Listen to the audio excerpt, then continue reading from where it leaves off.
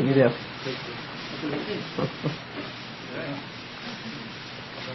Alhamdulillah, wassalatu wassalamu ala rasulillah wa ba'd. We now have finished our discussion regarding the Sunnah, and the next topic which we'd like to discuss before we go into the issue of consensus or the ijma' is the issue of abrogation or a nasakh.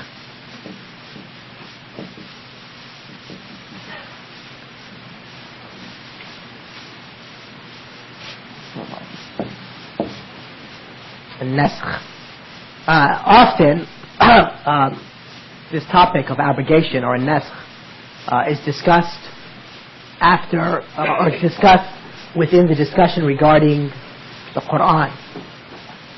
However, due to the fact that one of the issues is can the Sunnah abrogate the Quran, I felt it better that we discuss it after discussing the Sunnah, even though traditionally it is discussed in the books of Usul al Fiqh regarding within the topic of discussion of the Quran.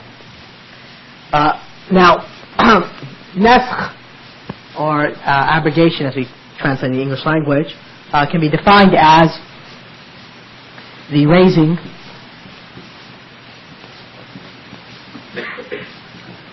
of a Sharia judgment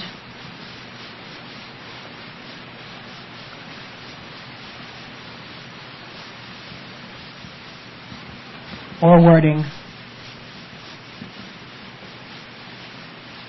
by an evidence from the scripture, which is of course the Quran, i.e. the Quran, or the Sunnah.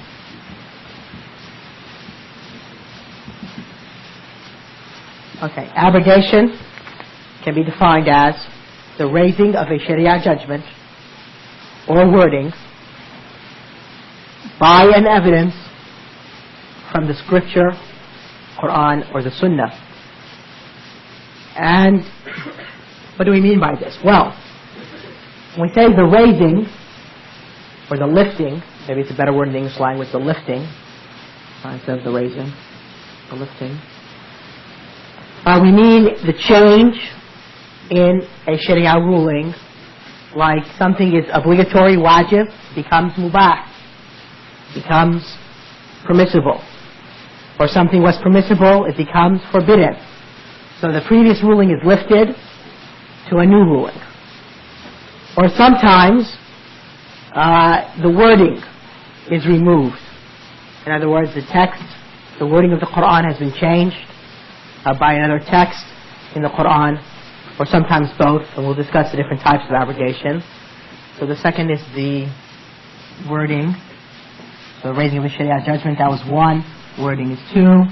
And that by an evidence from the scripture or the Sunnah, three, shows us that when abrogating, the abrogating text must be either something from the Quran or something from the Sunnah. In other words, abrogation cannot occur due to the consensus of the Ummah, cannot occur due to analogy, cannot occur due to the statement of a companion, cannot occur to any of the other sources of law in the Sharia.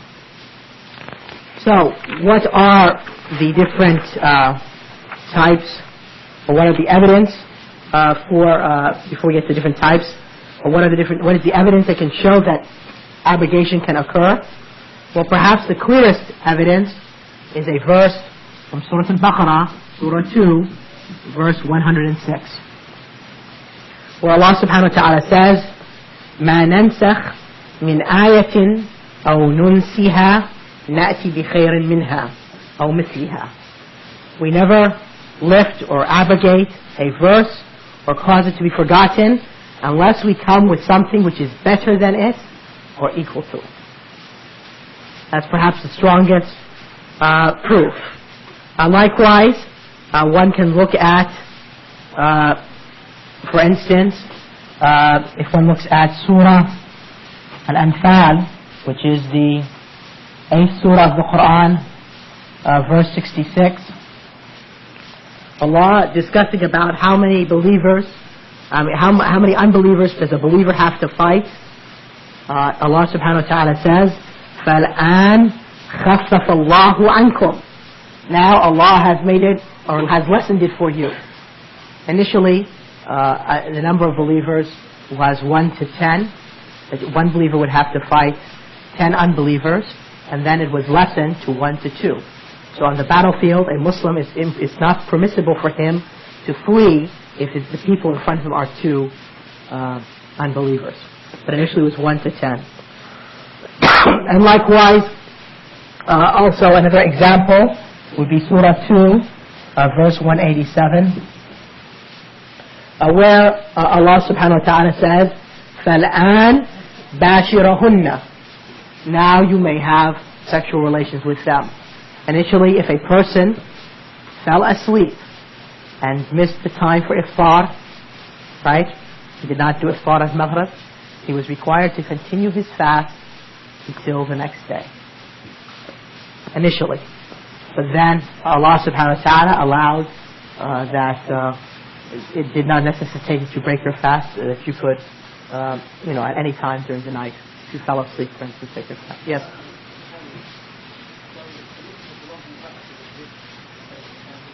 Yeah, because Allah subhanahu wa ta'ala has not required a believer to stand and face more than 2 unbelievers in a battlefield. Now, moreover, one has the hadith in Sahih Muslim, also, which is very clear example of abrogation, where the Prophet ﷺ said, I used to forbid you from visiting graves, now visit the graves where they remind you of the hereafter. Or it reminds you of death, excuse me. So here was a clear example where the Prophet ﷺ said, I used to forbid you, but now visit the graves. Okay. Now, if we've established that abrogation does occur, we may then say that, however, though abrogation may not occur in 2 places, 2 types of verses or statements of the Prophet. So abrogation cannot occur in 2 places. The first is in what is known as al-akhbar, which might be translated as the different information given via revelation.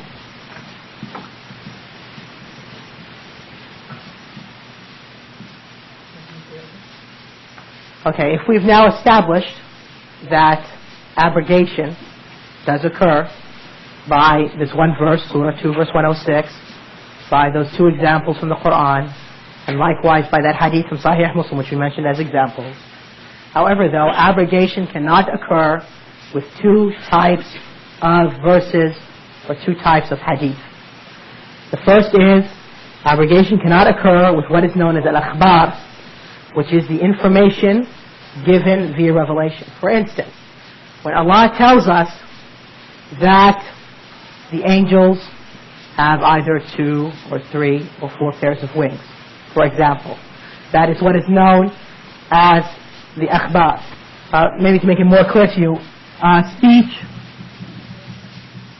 can be divided into 2 major categories. What is known as al-khabar and what is known as al-insha. Khabar is what is either truthful or false, and the insha is either a command or a prohibition.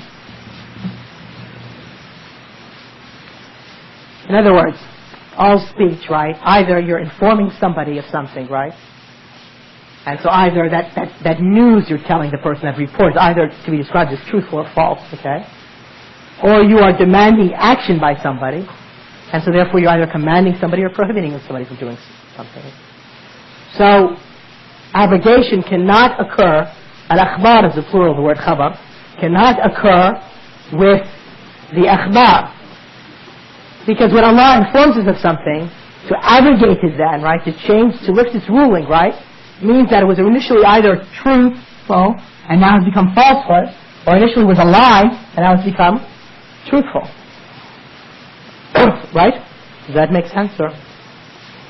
Okay, so therefore, abrogation cannot occur with al-akhbar. Abrogation cannot occur with the information Allah gives us about Himself, or gives us about the Day of Judgment, or gives us about any matter of the unseen. Because to abrogate those statements would mean that at one time they were either truthful, now have become falsehood, or they were falsehood initially, right? And they've become now truthful. And so therefore it would mean that Allah subhanahu wa ta'ala has lied at one time, which is an impossibility. Or the Prophet has lied. Let me give you an example perhaps to make it clear. I one time was listening to a seminar in Washington, D.C. Regarding God's promise, Allah's promise, divine promise to humanity. Who did it belong to? Did it belong to Ismail and the Muslims, or did it belong to Isaac and the Jews? There was a rabbi, there was a Christian minister, and there was a Muslim, a Sufi Muslim, who, as part of his madhab, as part of his belief, he believes that everything is identified with Allah. In other words, certain Sufis, not all Sufis, but certain Sufis believe that everything is Allah. In other words, everything you see and so forth, there's no creator and created, but everything is a manifestation of a single universal existence, which is Allah. So, of course, when the Jewish rabbi spoke, he said that God's promise was to the children of Israel, right? The Christian priest then said that God's promise was also to the children of Israel, but inherited by the church. And then the Sufi, who was representing Muslims, right, said, well, I've got a way to solve the problem and all the inherent conflicts in the Middle East that has resulted from that. Why not let us say that God promised the children of Israel one thing, that it was Isaac was the recipient of the promise, and promised the Arabs and the Muslims thereafter with Ismail, that there were two promises. Now, why cannot that be true? Huh? Why one or the other? But according to the rules that we're talking about, right? It's khabar. So therefore, either it's truthful or false. So since it's an information, right? Then that promise, okay, would mean that at one time the initial promise was either truthful, and the second promise that came afterwards would be false, or the first promise was false and the second answer was truthful. Because there cannot be two informations contradictory regarding each other. So the point is that abrogation cannot occur with regards to al-akhbar, information given via revelation. The second thing is that with regards to commands and prohibitions,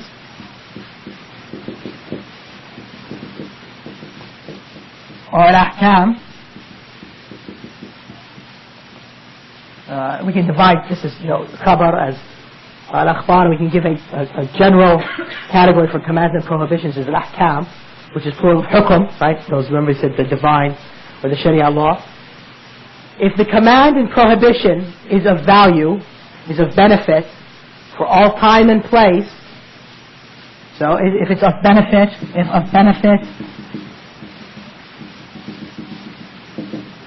for all time and place, no abrogation can occur in that ruling.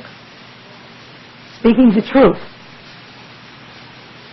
it is impossible that Allah abrogates the command of speaking the truth, so that at some times speaking the truth becomes a command, and then Allah lifts that command and makes it permissible for us to lie, for instance. To worship Him alone. Tawheed. It is impossible that Tawheed becomes lawful for a certain amount of time and then becomes abrogated by another command, so it tells us to commit shirk. Or that to obey our parents becomes lawful at a certain amount of time and then is lifted to become disobedience to our parents becomes yes?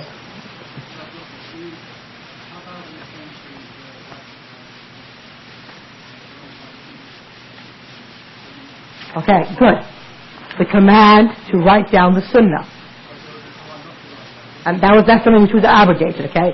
So would that command is not a command, okay, or the prohibition to write the sunnah was not a prohibition, right, where there was a benefit for all time and place. I mean, forever. And so that is why it was later abrogated by the permission, a command permitting the writing of the sunnah. Okay? It was of use only in the initial part of Islam when the Prophet ﷺ wanted the people to memorize the Quran. And because those Arabs who had the ability, since it was an illiterate society, who had the ability to write, were very few in the initial period of the Prophet's message, ﷺ, because the followers who came into Islam were few. And initially the people who could write amongst the Arabs were few. So imagine that the few were even more fewer, right?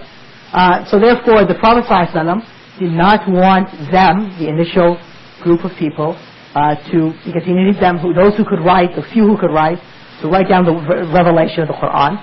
And likewise, because it was no longer, he wanted them to stick with understanding the Quran, memorizing the Quran, so that his words would not be confused and mixed up with the hadith, because it was possible at first before that the people might not be able to recognize and distinguish between the two. Now thereafter, when large number of people started to enter into Islam, a large number of people had memorized the Quran, the fear of confusing what is God's word, Allah's word, with what is the statement of the Prophet ﷺ was removed. And also there were enough people who knew how to write. The Prophet ﷺ had sufficient scribes to write down the revelation that he was receiving, and yet there were still people who could write down hadith and wouldn't affect it.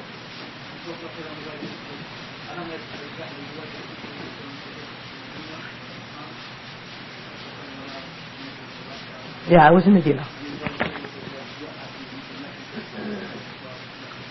Well, I mean, they knew what he said. I mean, let's not forget that. I mean, at the time of the Prophet ﷺ's death, not all the hadith were written down. The overwhelming majority of the hadith. And this is perhaps something that I forgot to mention. What you might want to add it to your notes.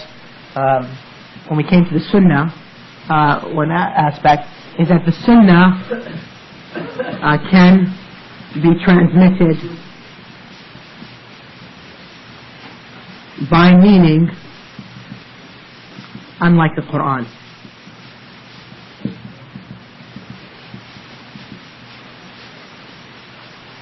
We come across a verse in the Quran, Maliki Yawm ad-Din, right? Ihdina as-sirata al-mustaqim, alif lam mim, dhalika al-kitab, la rayba fih, hudan lil-muttaqin, qul huwa Allahu ahad, right? Those verses are transmitted, or were transmitted, exactly as the Prophet ﷺ revealed them. You cannot transmit God's word, Allah's word, by meaning, alright?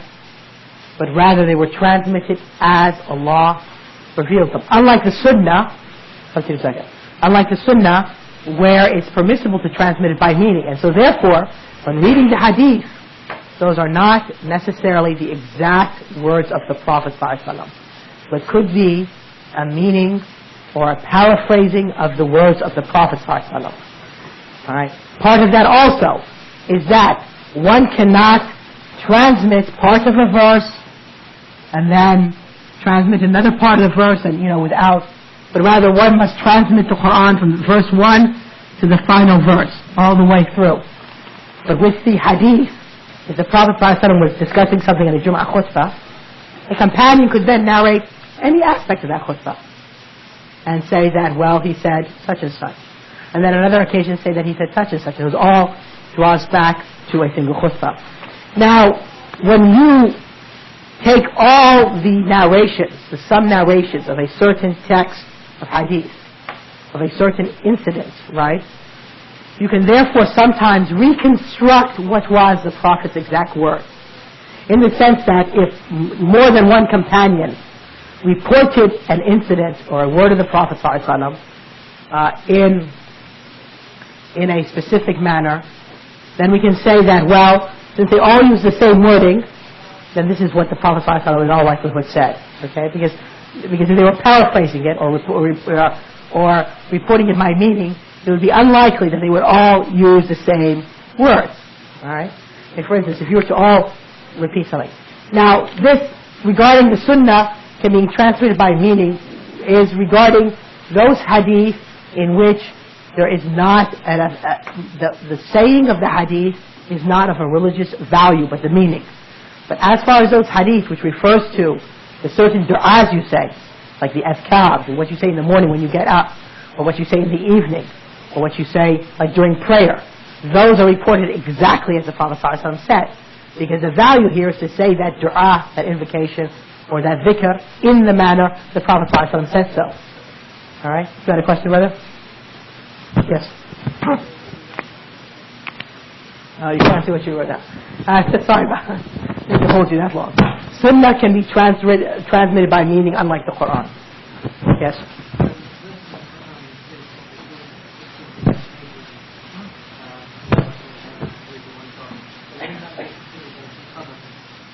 Yeah. It wasn't abrogated. No, because if it was abrogated, it would be a lie. I mean, in other words, either the verses that say the Jews and Christians will go to hell would be, but it would be a lie, or that verse saying that they will go to heaven would be a lie. So, because it's an information, but rather it refers to a special group of Jews and a special group of Christians who will go to heaven, and that is those Jews and Christians who were upon the religion that Allah sent the prophets with. And don't forget, one of the problems is that the word Christian, the Arabic, uses the word Nasara, which doesn't mean Christian, really. I mean, even though we use the word Christian in the translation, the word Nasara means, would be Nazarene. Nazarene, I think that's how you spell it. The city of Nazareth. Alright? That's one interpretation. Or it comes from the word Ansar, which means those who give assistance to, in this case, the Prophet Jesus. Yes.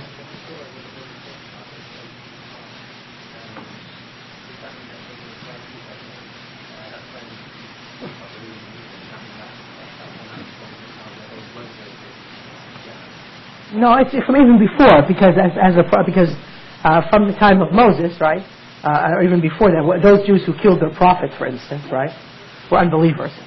Okay, those Jews who changed the scripture were unbelievers. The Christians, when they changed the religion of Allah, and they replaced it with one of their own making, which historically, if you look at it, I mean, if you study, it's not mentioned in the Quran, but if you look at it from history, if we're to say, I'm going to go ahead and erase this. If we're to say that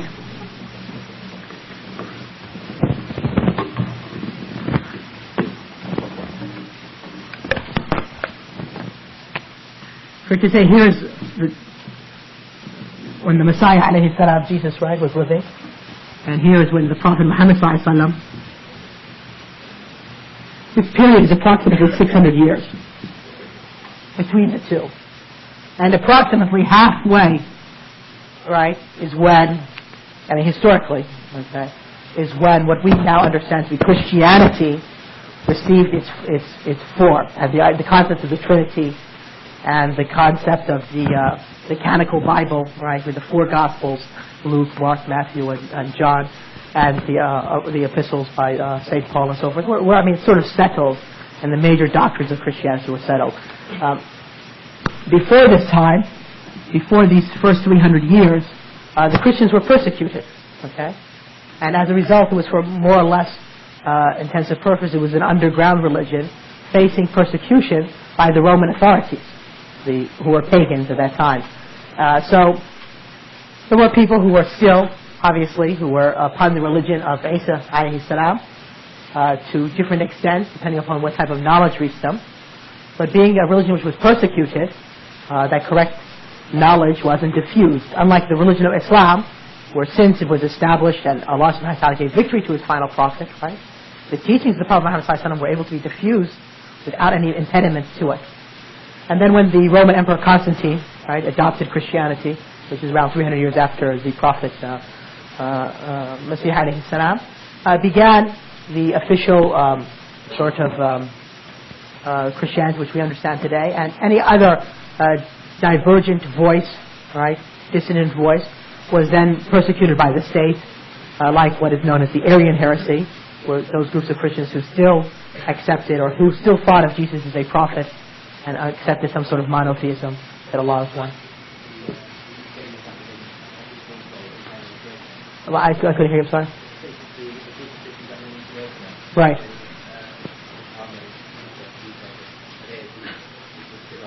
No, they were Trinitarian. But it seems that the king of Ethiopia, the Negus, Negus in English, the Najasi in Arabic, he, due to his own scholarship or his own fitra, would not accept the idea of a Trinitarian God. This is something which we see today, and you come across many Christians, right, who, even though they identify themselves as Christians, right, do not accept the idea of a triune God. They will not believe in the Trinity and so forth. And that is why Najasi himself, even though he accepted Islam, he didn't publicly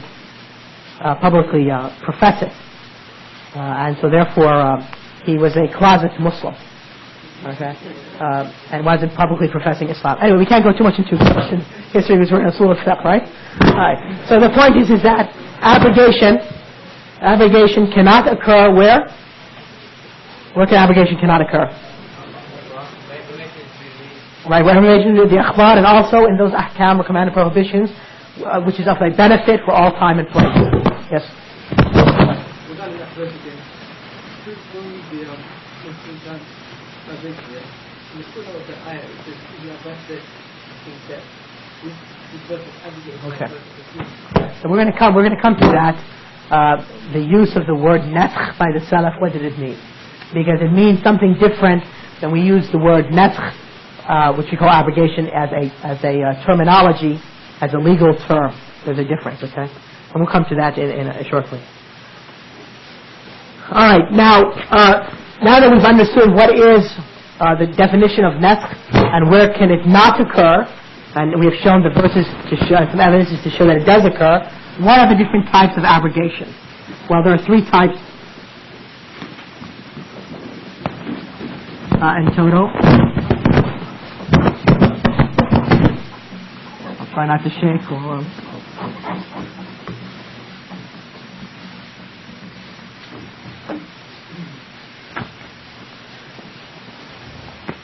There are three types of abrogation.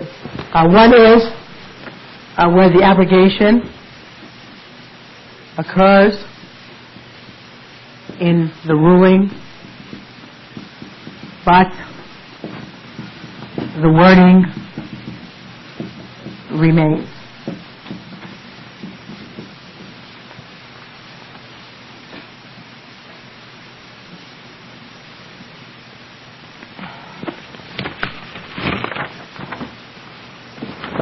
And this would be verse 866 as an example. So here Allah subhanahu wa ta'ala has abrogated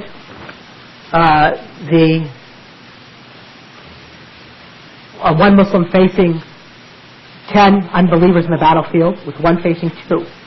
However, though, the ruling that one should face 10 still remains in the Quran. For Allah subhanahu wa ta'ala says, إِنْ يَكُمْ مِنْكُمْ عِشْرُونَ الصَّابِرُونَ يَغْرِبُوا مِئَتَيْنِ.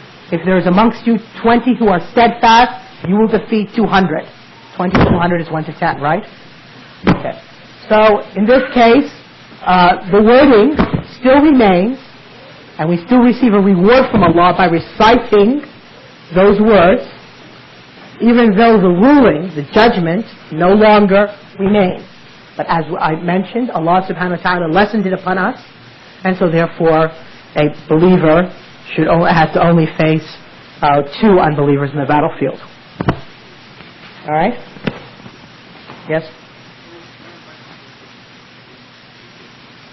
Where? It's in the same ayah. In the same ayah. Or the one right after it. Second, we have one where the wording is removed, but the ruling remains.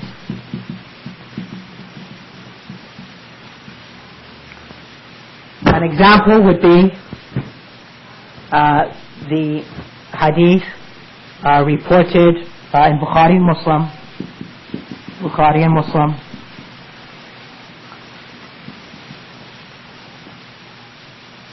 that Ibn Abbas said that Umar ibn Khattab said amongst that which Allah sent down was the verse of stoning. We used to recite it, and we used to remember it, and the Prophet ﷺ stoned, and we stoned after him. And that verse was that if the verse was recited as Shaykh wa Shaykhatu, that if the Shaykh and the Shaykha here, I mean like religious scholar, but it means the person who's married, has zina, then stone them both. Alright? If you look in the Quran now, you will no longer find that verse. However, though, the ruling of stoning the person who is married, who commits a zina, illicit sex, still remains. So the wording has been removed from the Quran, but the ruling remains in effect. And the third example, or the third type, is where both wording and ruling have been abrogated, or have been lifted.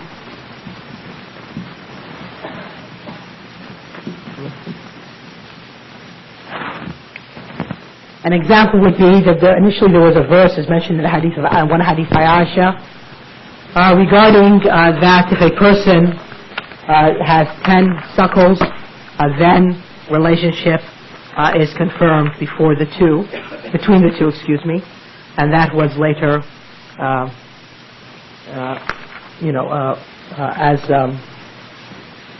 was removed to 5, was abrogated to 5, and that's reported by Muslim. So in the hadith of Aisha, as reported, found in Sahih Muslim, she says that what was revealed in the Quran, that 10 known sucklings will cause people to be related to each other. This was then abrogated by 5. So it's no longer in the Quran. You can no longer find a verse regarding suckling. And likewise, the ruling of 10 was then lessened to 5. Yes.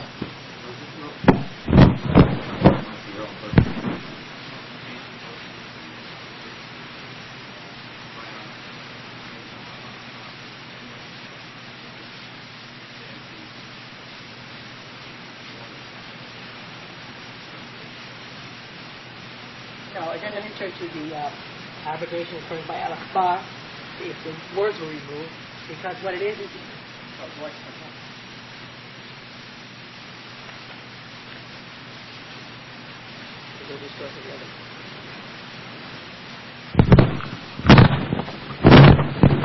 back.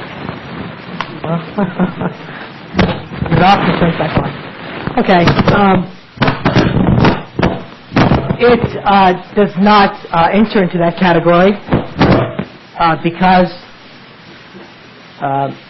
that it's not an information which is being changed, right?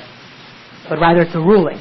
Initially, in order for 2 people to become related through fosterage, 10 sucklings. This is then lessened to 5. But this is not an information. It's not like an information which is true or false, okay? Rather it's a command, right? Unlike when you say, for instance, Allah's angels has 2, 3, or 4 pairs of wings. That's an information. Either it's true or false. Okay? Yes.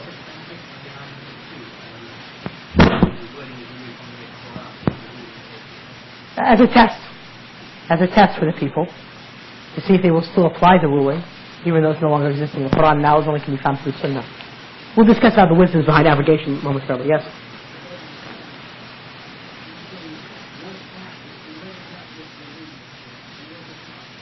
Yes, it was.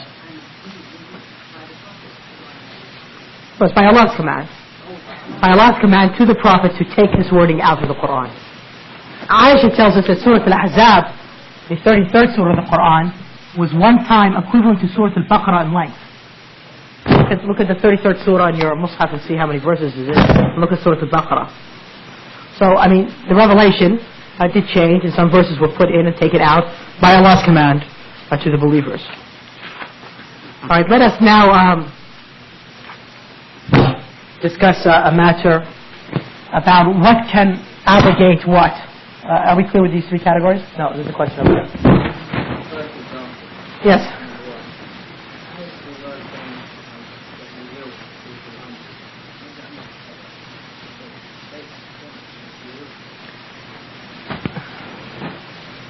will it not? Yeah, because it is, I mean, for instance, does it mean that whenever there is 100 Muslims, they will defeat 200? Or it means 100 Muslims who have certain qualities. So it's more of a command. You know, sometimes, let me reword that, take that back. Sometimes something will be in the form of a khabar, but it's really a command in the Arabic language. I wrote this one down. What would be the command? The command is to be patient and not to flee. It's understood not to flee if you are 1 facing 2. Whether it's 1 to 2 or 10 to 20 or 100 to 200 or 1,000 to 2,000. I mean, whatever the 1 to 2 ratio. Excuse me? Whether it's mustahab or not, I don't know. But I mean, the point is, it's not required to, stay. Yes?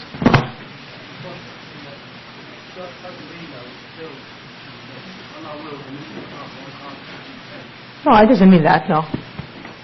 It doesn't preclude that. But it's a question about what is, who are you, how many do you have to stand and pat off the face?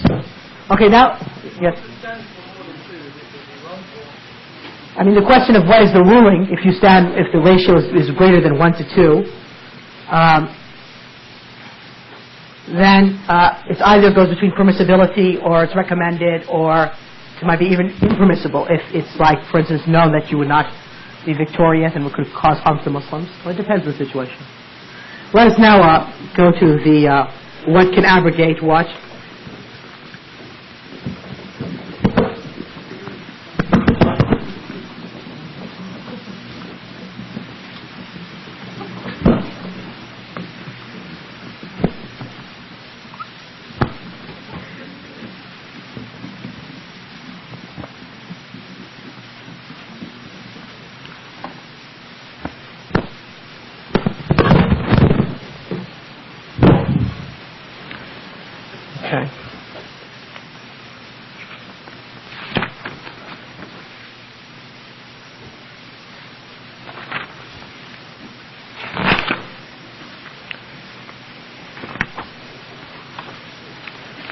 We can look at abrogation as in 4 categories.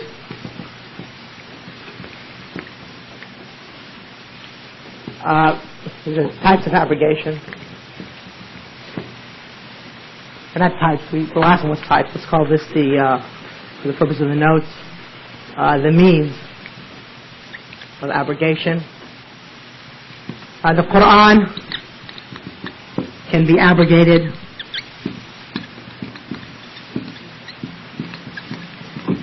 by the Quran.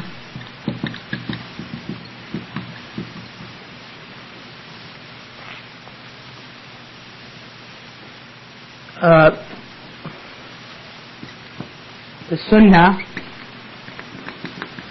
can be abrogated by the Quran.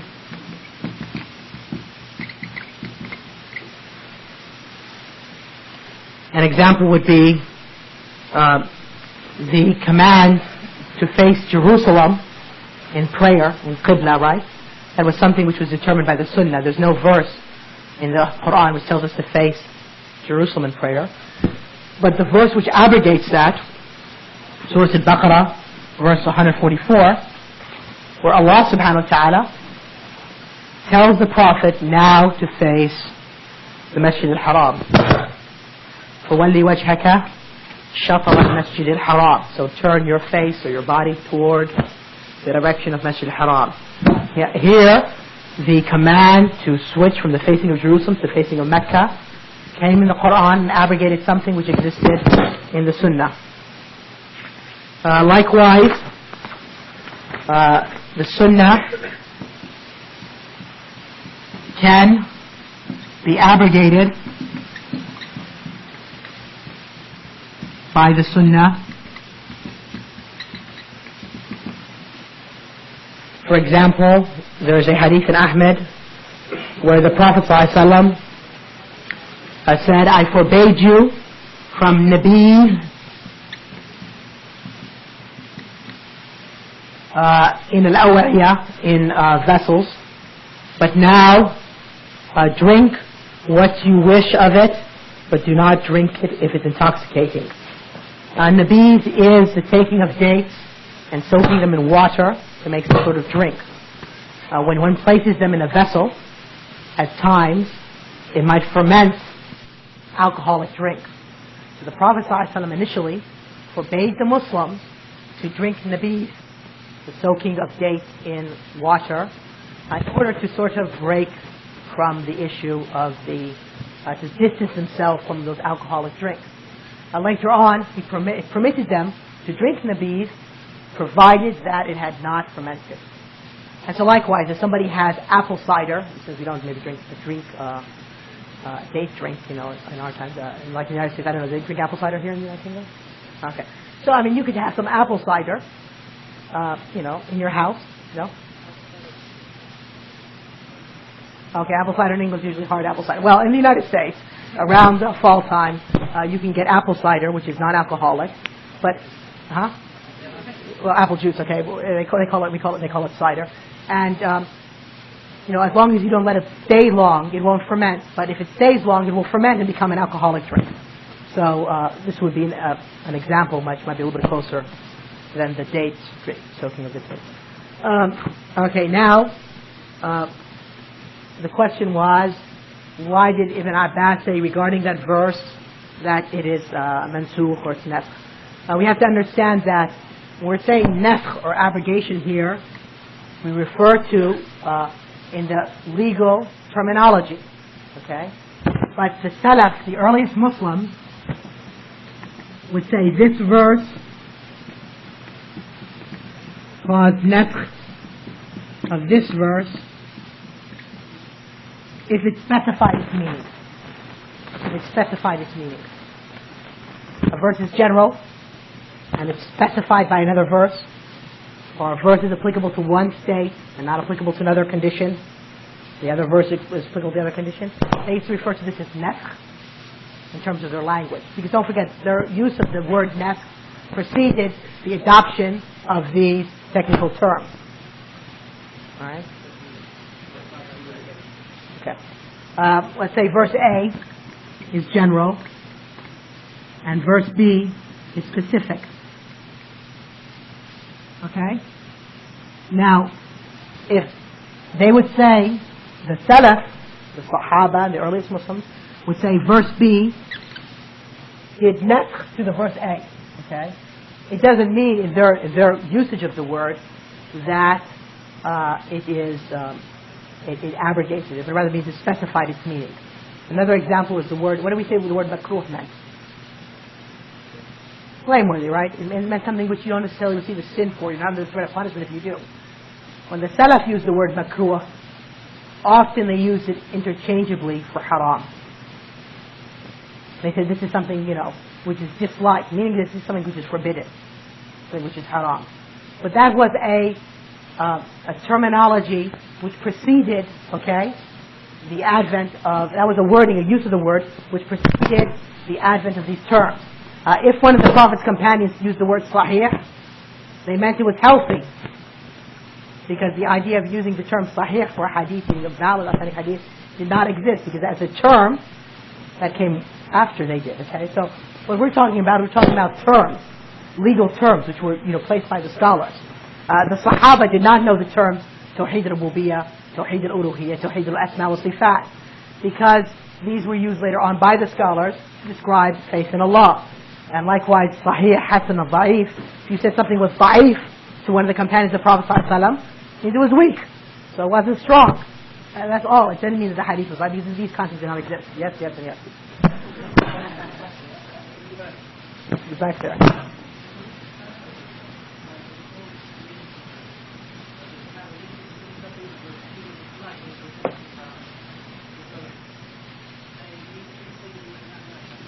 That's different.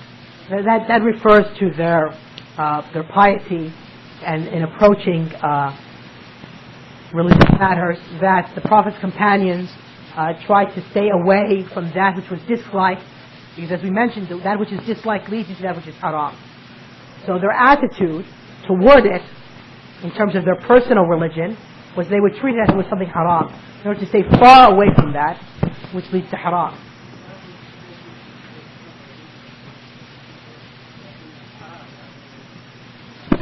Well, I mean,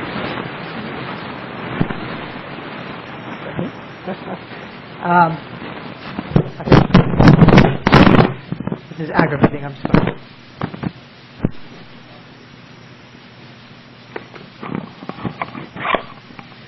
Well, if for that reason, with regards to how we'll be able to turn, that's what caused some problems for some of the later scholars.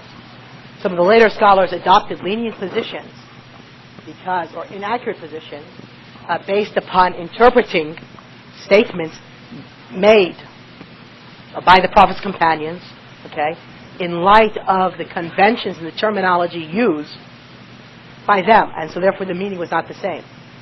And so therefore, if you look at some books of tafsir, they list the verses which are abrogated in the hundreds.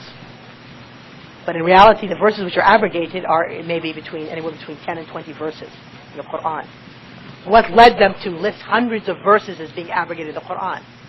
A misunderstanding of when the companions of the Prophet ﷺ would say that this verse, nasakh this verse, okay, because they would use it in the terms of specify its meaning. So here the scholar employed a convention, a terminology, that was introduced after them, and took that meaning and employed it to a linguistical meaning which preceded that convention. And likewise, some scholars of fiqh then adopted taking some of the statements when they used to describe something as disliked, makruh, right? To understand it in the convention of something being makruh, well, actually they meant by it haram, and thereby causing also a misunderstanding. So this occurred often in the books of. Excuse me. Yes. As a convention which we use today, but in terms of the language spoken before the introduction of those conventions, that was different. I mean, don't forget, we said the science of Usul al Fiqh was first laid down by Imam Shaykh. So these terms, developed over a period of time, legalistic terms. The concepts that a verse, lifted the meaning of another verse existed before the adoption of a certain term to describe that. I think you had a question earlier, right? Yes.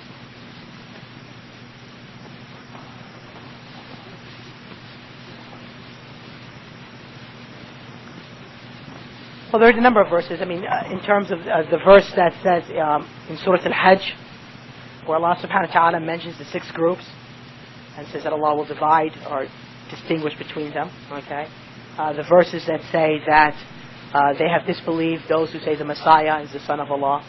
They have disbelieved that those who say that Allah is one of 3. These verses, and that refer to the disbelief of the Christians, or those verses which refer to the disbelief of the Jews regarding, that they disbelieved when Jesus came, alayhi salam, or they killed the prophets. These all specify the meaning, yes.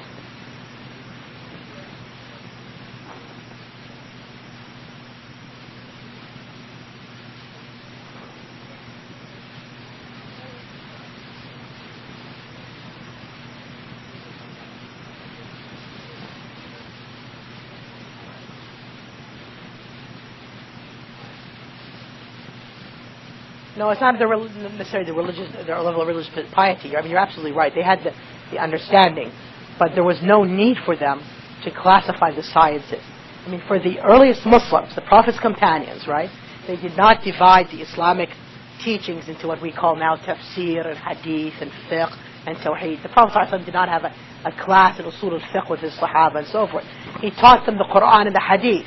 And in the text of the Quran and Hadith were embodied all these principles and rulings which we now refer to as tafsir and hadith and fiqh and usul al-fiqh and tawheed. Later on, when the scholars wanted to teach these meanings and rulings to the people, they classified them. And since that classification was not something which was divinely set, they used different terms. And sometimes they were erroneous in understanding the intent of other authors or other scholars and so forth, because it's a science which was put together by human beings. But the essential concepts of Usul al Fiqh, that verses abrogated the other verses, was understood by the Sahaba, or that there were certain things which were obligatory and certain things which were forbidden, were understood by them, whether they used those terms or not. No. Okay, where are we now? Yes. What are the wisdoms? Why does Allah place abrogation? What is the wisdom in abrogation?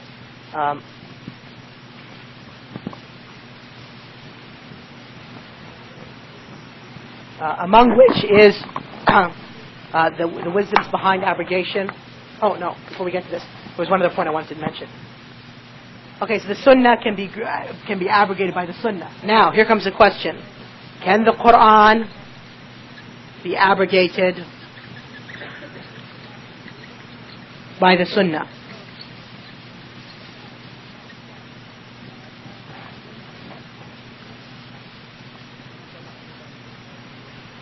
You can.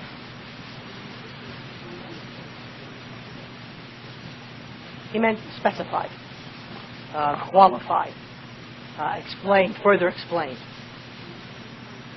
Restricted, that's the other thing. Yes.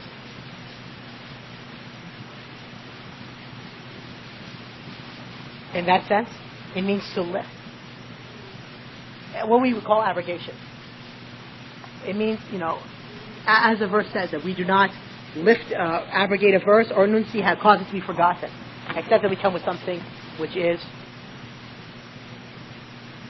Yes, I did.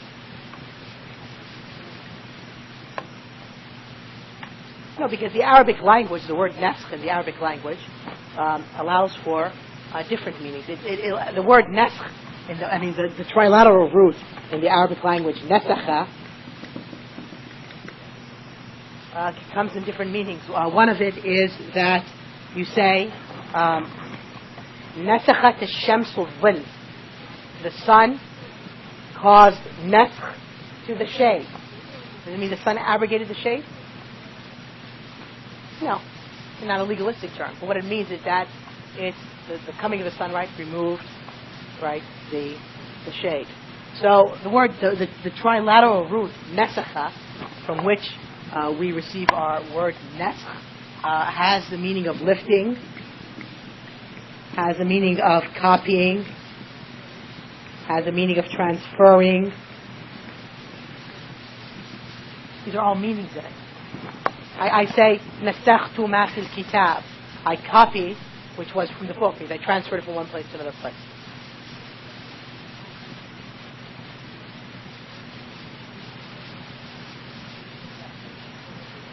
Yes.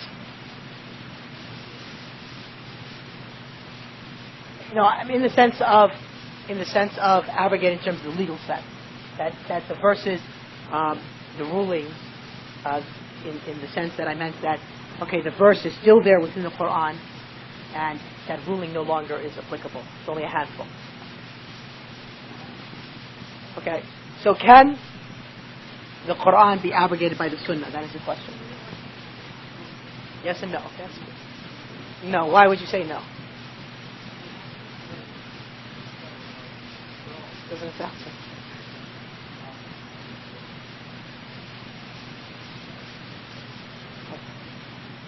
Of course, there's a difference of opinion regarding this, but the strongest opinion is that the Sunnah cannot abrogate the Quran.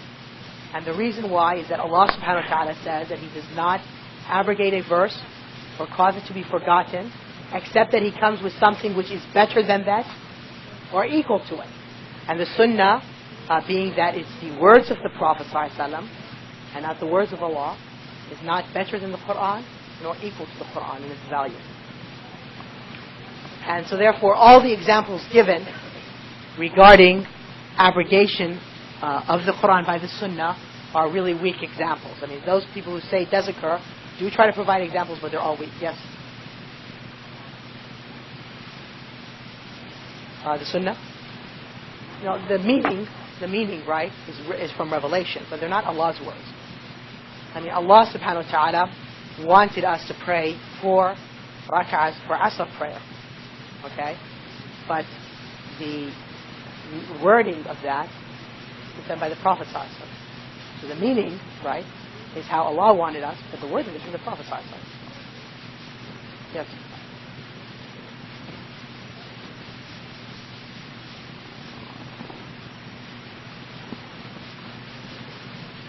There's a big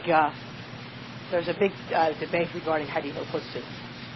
Most of the scholars hold that the wording is from Allah Azza wa Jal. That it's not part of the Quran. It's transmitted by the Prophet ﷺ. It's not part of worshipping him through its recitation. Other scholars hold that the Hadith Qudsi also is not from the words of Allah Azza wa Jal, but the meaning is only from Allah.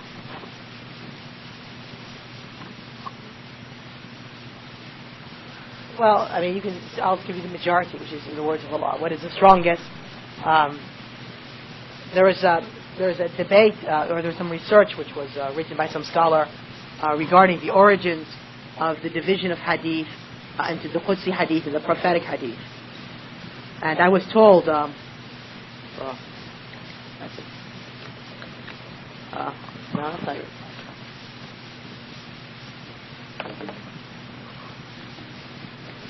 The prophetic hadith.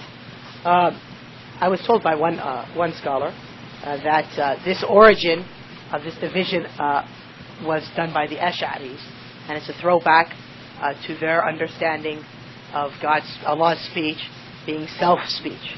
The Ash'aris do not believe the Quran to be the literal word of Allah, but rather to be an expression of Allah's words expressed by either Jibreel or the Prophet Muhammad ﷺ.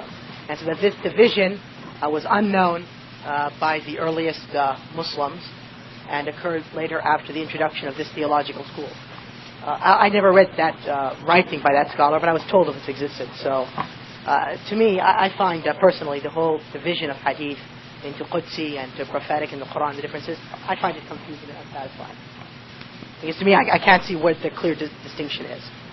I mean, the classification is not clear. I mean, that's how they give it to you in the books, but I don't feel satisfied myself personally regarding that. And so it's a subject which I'm still interested in reading more about. And I heard of this writing by one scholar, but I haven't found a copy of that writing in the United States. So sources of information are sometimes limited what you can receive in the United States. Okay, let us now talk about what are the wisdoms behind abrogation. So the correct opinion is the Quran cannot be abrogated by the Sunnah. And based upon this, we can make another comment that even though the Quran and the Sunnah are equal in the sense that we are required to follow and believe and obey in both the Quran and Sunnah, in actuality, the Quran has precedence to the Sunnah. In actuality, the Quran has precedence to the Sunnah. Some people, some scholars like Al-Albani, have tried to argue that the Quran and the Sunnah are of equal footing. However, this is a weak position. Rather, the Quran is of precedence to the Sunnah. That does not mean when we say the Quran has precedence to the Sunnah that we do not believe in the Hadith, or we do not accept Hadith, or we do not follow the Hadith, but rather what is of greater value. The Quran has greater value to the Sunnah. Okay, let us now look at the wisdoms behind abrogation.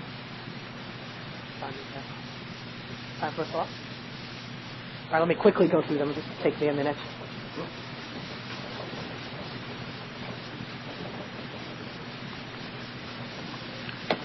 The wisdoms behind the abrogation. One, wisdoms, that it is a test from Allah. One of the issues that led the Jews to disbelieve is that they could not accept the issue of abrogation. And so therefore when Isa alayhi salam came with different laws, they said, well, how could the Torah change the law of Musa? So therefore they denied Isa. So it's a test from Allah. Also, if the abrogation goes from a more harder or harsher law to a lighter law, it teaches us thankfulness. Thankfulness to Allah. Like we no longer have to face 10 people in battle. Something harsher to lighter. We learn to be thankful to Allah for that. He made it easier for us. And likewise, if it goes to lighter, to harsher, we learn to be patient. Finally, it allows for the Sharia to develop to its ultimate perfection.